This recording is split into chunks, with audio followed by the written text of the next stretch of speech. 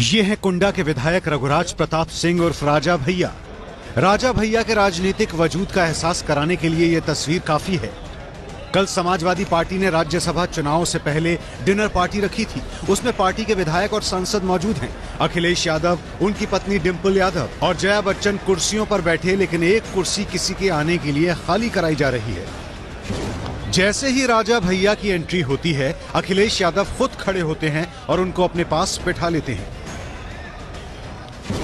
UP की सियासत में राज्यसभा चुनाव के लिए शह और मात का खेल खेला जा रहा है। इसी खेल के राजा हैं राजा भैया। राजा भैया जिधर वोट करेंगे वही खेमा जीत जाएगा, क्योंकि उनके पास एक और वोट भी है और जोड़ तोड़ की राजनीति के माहिर हैं राजा भैया। अखिलेश जी के साथ थे, हैं और रहेंगे। एक लाइन। बीजेपी गोरखपुर और फूलपुर में हार का बदला मायावती के उम्मीदवार को हरा कर लेना चाहती है, लेकिन बीजेपी की चाल को चित्त करने के लिए अखिलेश यादव ने चला है राजा भैया का दांव। देश में राज्य रजवाड़ों का दौर कब का बीत चुका, लेकिन उत्तर प्रदेश की पूर्व भद्री रियासत के राजकुमार राजा भैया का जलवा आज भी पहले के राजाओं की तरह कायम है। राजा भैया को प्राइवेट प्लेन उड़ाने, महंगी कारों और विदेशी नस्ल के कुत्ते पालने का शौक है। कुंडा में आज भी राजा भैया का दरबार सजता है, जहां उनकी कलम से निकला शब्द ही कानून है और जुबान से निकला लफ्ज ही इंसाफ। जहां से राजा भैया गुजरते हैं, लोग उनके पैर छूना शुरू कर देते हैं।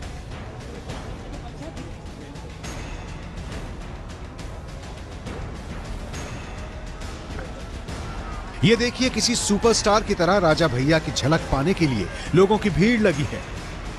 राजा भैया भी स्टार की तरह लोगों के हुजूम का अभिवादन कर रहे हैं। उन्हें धमकाने की कोई आवश्यकता ही नहीं थी, क्योंकि सरकार अपनी थी। मैंने हाउस में भी कहा कि बात अगर यहां तक बढ़ती कि किसी को सीओ के हत्या कराने के बारे में सोचना पड़ता, तो उससे ज्यादा आसान ये था कि उसका ट्रांसफर करा दिया जाता। उन्हें धमकाने की कोई आवश्यकता ही नहीं थी, क्योंकि सरकार अपनी थी। मैंने हाउस में भी कहा कि बात अगर यहां तक बढ़ती कि किसी को सीओ के हत्या कराने के बारे में सोचना पड़ता, तो उससे ज्यादा आसान ये था कि उसका ट्रांसफर करा दिया जाता। ये राजा भैया का वो बयान है जो न सिर्फ उनकी दबंगई को दिखाता है। कुंडा में डीएसपी जियाउल हक की हत्या के बाद आरोपों में घिरे राजा भैया के डीएसपी जियाउल हक पर दिए इस बयान से ही जाहिर है कि कुंडा के आसपास के पूरे इलाके में चलती है सिर्फ उन्हीं की सरकार। राजा भैया पर इससे पहले भी संगीन इल्जाम लगे हैं। डकैती, हत्या की कोशिश, अपहरण, दंगे करना, खतरनाक हथियार रखना और धोखाधड़ी जैसे करीब 8 से ज्यादा संगीन मामले उन पर चल रहे हैं। 1993 से राजा भैया लगातार विधायक बनते आ रहे हैं। राजा भैया का खौफ ऐसा है कि उनके विरोध में कोई प्रत्याशी पोस्टर तक नहीं लगा पाता है। पूरे इलाके में राजा भैया यूथ ब्रिगेड के कार्यकर्ता राजा भैया के पक्ष में माहौल तैयार करते रहते हैं।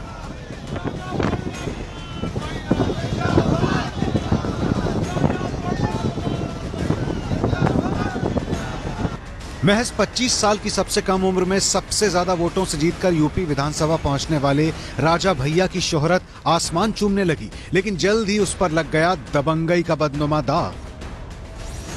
जो हमने वायदा किया है उत्तर प्रदेश में अन्याय मुक्त, अपराध मुक्त और भय मुक्त वातावरण पैदा करने के लिए, हम इसके लिए जी जान से जुटे हैं और इस मामले में हम बिल्कुल भी किसी प्रकार का कोई कंप्रोमाइज नहीं करेंगे।